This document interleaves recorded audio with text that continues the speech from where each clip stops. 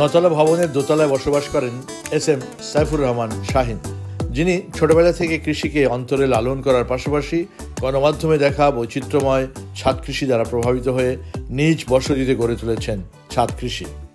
কিন্তু ভবনের সব পরিবারের সঙ্গে সমন্বয় ঘটিয়ে সেটি বাস্তবায়ন করা সম্ভব হয়নি। তারপরও থেমে থাকেননি তিনি, পরিকল্পিতভাবে কার্নিশের পাশে বর্ধিত করে নিয়েছেন। দুপাশ ঘেঁষা 1200 বর্গফুটের কার্নিশে অনুশীলন করেছেন কৃষি। ব্যতিক্রমে আয়োজনে রয়েছে দরকারি ফুল ফল আর শৌখিন গাছপালা।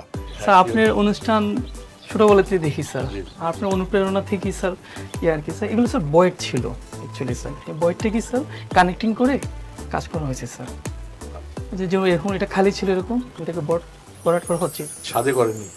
ছাদে স্যার তো সবাই 16টা ফ্ল্যাট ওনার স্যার এখানে আছে, তো 16 জনই ডিভাইডেড আর কি। তো একক বলতে কিছু নেই, এটা নিজস্ব করে নিচ্ছে স্যার কোম্পানি এবং ফ্ল্যাট ওনারের সাথে। তো যেহেতু ছাদে পারেন নাই তাই কার্নিশে। Right sir. কার্নিশটা কি এগুলো আপনি কনস্ট্রাকশন করেন? জি স্যার। বাড়িওয়ালা স্যার এটা ডেভেলপার থেকে কিনা, ডেভেলপার বাড়িওয়ালা দুজনের থেকে আমি ডেভেলপারকে টাকা দিতে হয়েছে, বাড়িওয়ালাকে দিতে হয়েছে স্যার। কন্ট্যাক্ট করে নিয়েছি স্যার এবং দলিলে রেজিস্ট্রি করে নিয়েছি যাতে ফিউচার আমার ফ্যামিলি বা আমার তো প্রবলেম না হয় স্যার। আচ্ছা, ছাদে পারেন না বলে কার্নিশে। জি স্যার।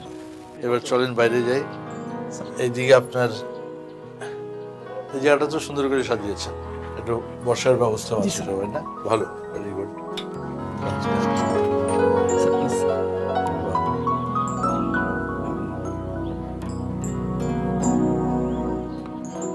ও এগুলো ওইভাবেই করেছেন আপনি? জি স্যার, এভাবেই করে লেআউট প্ল্যানটাই করছি, কিন্তু আমার খরচে করা হয়েছে স্যার। এগুলো আপনার?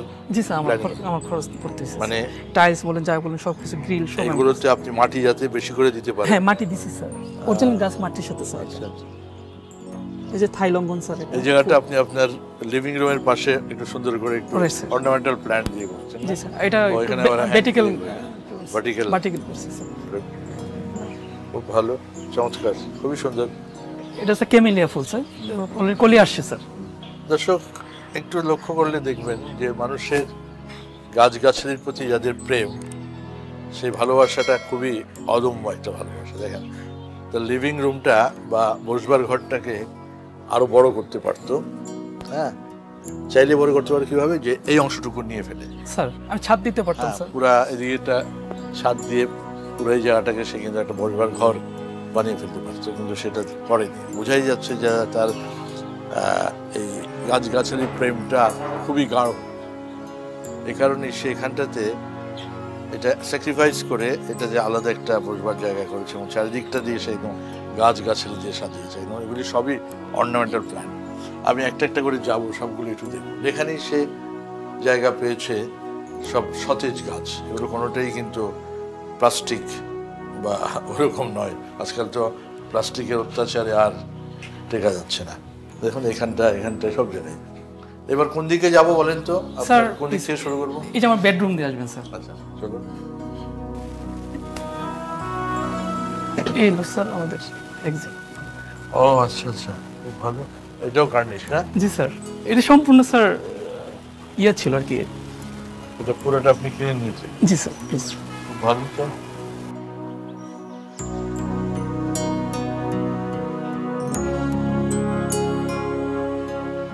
এই কার্নিশটা? জি স্যার, জি স্যার, এগুলো বয়েডস কার্নিশ স্যার। এটা কি আপনি এক্সটেন্ড করেছেন? এই যে এটার সাথে ওয়ালের সাথে এক্সটেন্ড। হ্যাঁ, এটা ছিল এই পর্যন্ত? জি স্যার, এই যে সম্পূর্ণটা স্যার, পুরোটাকে সামনেও কাজে লাগানো হয়েছে।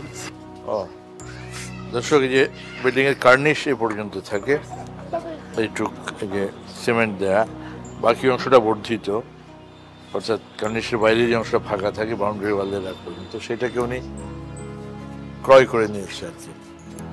ছাদ কৃষি যেহেতু ছাদে সুযোগ পায়নি, ভালো, এটা মানে একটা অদম্য আগ্রহ, ইচ্ছা।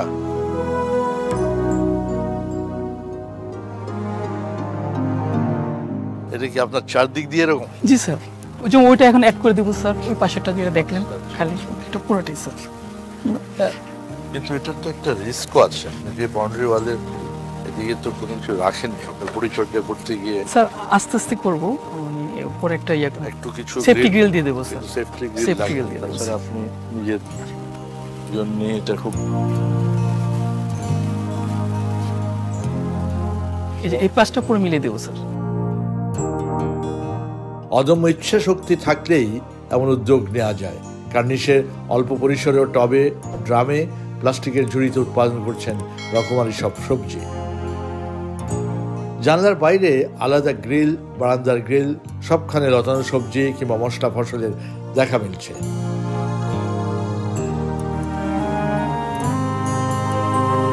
যা সংসারের চাহিদা পূরণের জন্য যথেষ্ট বলছেন উদ্যোক্তা। মৌসুমী যে সবজির চাহিদা এগুলো মিটে যায়? আলহামদুলিল্লাহ মিটে যায়। আমরা তো ছোট পরিবার স্যার, মিটে যায়। আমি, আমার মেয়ে, ছেলে, 4 জন আর কি। আচ্ছা আচ্ছা, মেয়ে, ছেলে। এর জন্য নিশ্চয়ই আপনাকে এক্সট্রা বিনিয়োগ করতে হয়েছে। স্যার এক্সট্রা বিনিয়োগ বলতে যা খরচ করছি আমি মোটামুটি একটা গাড়ি এফোর্ড করতে পারতাম স্যার। আর অনেকে এটা আমাকে উৎসাহিত দিছে, অনেকে বলে একটু পাগল টাইপের কিনা হয়, এত দুর্বল কেন স্যার। স্যার কোথাও গেলে স্যার দেখা গেলো যে একটা গাছ পছন্দ হয়েছে, আমি তখন স্যার এটার পিছিয়ে লেগে যাই স্যার। অনেক সময় দেখা যায় এমন হয়েছে স্যার, বিদেশে গেছি, হোটেলে একটা গাছ খুব পছন্দ হয়েছে স্যার, তো দেখা গেলো যে গাছটা কনভিন্স করে মাটি ফেলে লাগিয়েছে করে নিয়ে আসছি স্যার। জানি রিস্ক হইতে পারে, কোয়ারেন্টাইনটা পড়বো, কিন্তু করার নাই কিছু। আমার খুব পছন্দ হয়েছে, গাছটা নিয়ে আসছি স্যার। আগ্রহ এটা।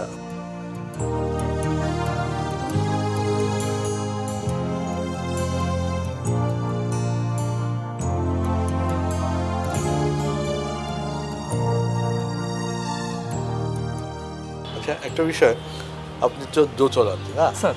আপনার উপরে আরো কটা ফ্ল্যাট? আর স্যার 7টা তলা। 7টা তো 7 তলা। আমাদের তো একটা হ্যাবিট, আমরা তো যথাস্থানে ময়লা ফেলি না, পারলে জানলা দিয়ে ছুঁড়ে ফেলে দিই, এটাই হ্যাবিট স্যার। তো আপনার এই যে বর্ধিত অংশে আগে কি হতো, যে এই যে সানশেড যেটাকে আমরা কার্নিশ বলি, সব ময়লা সেখানে। আপনি এটাকে বাড়িয়ে আরো চড়া করেছেন, তো আপনার তো উপরে থেকে ময়লা পড়ার অত্যাচার স্যার। আপনাকে ধন্যবাদ স্যার। আসলে স্যার আপনি যে মাটির মানুষের মনের কথাটা বুঝেন স্যার, এটা একটা প্রমাণ স্যার। স্যার লাস্টে একটা ঘটনা বলি, আমি জাস্ট গাছ থেকে পানি দিয়ে আসতেছি, কপ সব ফেলাইছে স্যার। আপনার বৌমা আমাকে বলতেছে তুমি আগে বাথরুমে ঢুকো। স্যার আমি কি করবো স্যার? পরে শুধু একটু উপরে বললাম যে ভাই আপনাদের কোনো জ্ঞান নাই, আপনাদের এখানে থাকার কোনো যোগ্যতাই নেই।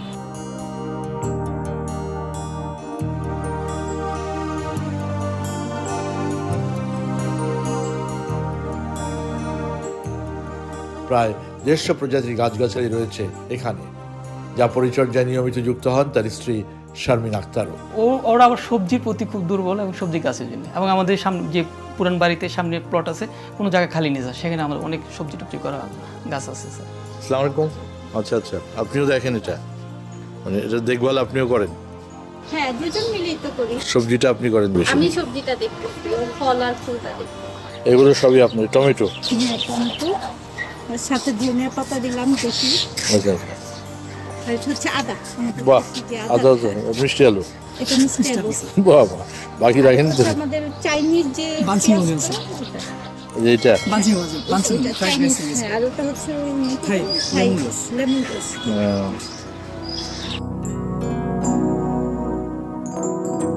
যে গতিতে এখন নগরায়ণ বৃদ্ধি পাচ্ছে, তাতে সরকারের উচিত ছাদ কৃষিকে উৎসাহিত করা এবং সবুজের অস্তিত্ব রক্ষার্থে বাধ্যতামূলক ব্যবস্থা নেওয়া, এমন দাবি এই উদ্যোক্তার। খালি কোনো জায়গায় নেই স্যার, এখন সব কিছু বিভিন্ন দালান কোঠা দিয়ে ভরে যাচ্ছে, কিন্তু ছাদে একমাত্র এখন কিছু স্পেস পাওয়া যাচ্ছে। তো এখন আমরা যদি সেটাকে কাজে লাগাইতে পারি, তাহলে আমাদের সবার জন্য এটা উপকৃত চলে আসবে, উপকৃত হব আমরা। আর সেক্ষেত্রে পাশাপাশি গভর্নমেন্টকেও এটা আমাদের লক্ষ্য থাকা উচিত, যেটা আমরা আপনার থেকে অনুপ্রেরণা করে আমরা নিজেরও অনুপ্রাণিত হয়ে কাজ করতেছি স্যার। যেটা গভর্নমেন্টের উচিত যে আরও আমাদেরকে সহযোগিতা করা, কাজ করা যায়। এবং একটা শুধু কৃষি করলে হয় না, সেখানে অনেক ধরনের অভিজ্ঞতা থাকতে হয়। আমি অনেক গাছ আমার প্রথম নষ্ট হয়ে গেছে, অনেক দামি গাছ, এখনও খুব দামি একটা গাছ নষ্ট হয়ে গেছে যত্নের অভাবে বা আমার জানি না ভুলে। আবার আমি এখানকার যে কৃষি অফিস আছে তাদেরকে আমি ইনফর্ম করছি, আপনারা আসেন, ভিজিট করেন, একটু দেখেন, আমাকে একটু সাজেস্ট করেন। তো এরকম কিন্তু আপনার কাছ থেকে আমরা শিখি ইউটিউব দেখে, কিন্তু আমি স্যার গভর্নমেন্ট কোন দিকে নিচ্ছে সেটা জানি না, কিন্তু আমরা এরকম হয়তো লোকবল অভাবে পাচ্ছি না ওনাদের থেকে এরকম অবশ্যই নজর দেওয়া উচিত স্যার। তো গভর্নমেন্ট যদি তার প্ল্যানটাকে যে ওইভাবে দেয় যে প্রতিটা ঘরের 3 ফিট অ্যাটলিস্ট 3 ফিট যেভাবে আইন থাকে ওইভাবে যেন সবাই বিল্ডিং করেছে। এখন যদি দেখা যায় যে আমার পাশের বিল্ডিং যদি দেখা যায় আমার সাথে ঘেঁষে করে, তাহলে আমি স্যার অনেকটা ক্ষতিগ্রস্ত হয়ে যাব। তো আপনার মাধ্যমে এটাই আমি মেসেজ দিতে চাই গভর্নমেন্টকে, যেন ওনার প্ল্যানটা তো অ্যাটলিস্ট ঠিক রাখে, তো আলো বাতাস পায়। দেখেন পাশে কয়েকটা বিল্ডিং আছে, ওরা এক জানালা খুলে একজনের ঘর দেখা যায়, জানালা খুলতে পারে না ঠিক মতো। ছাদটার ক্ষেত্রে কি করা যেতে পারে?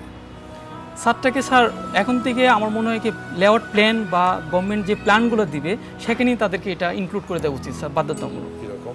যে আপনাকে ছাদে এই গাছ লাগাতে হবে, ছাদটাকে এইভাবে তৈরি করতে হবে, এরকম যদি গভর্নমেন্ট আগের থেকে দিক নির্দেশনা দিয়ে দেয় প্রত্যেক ইয়াকে। যেমন একটা সময় ছিল যে সোলার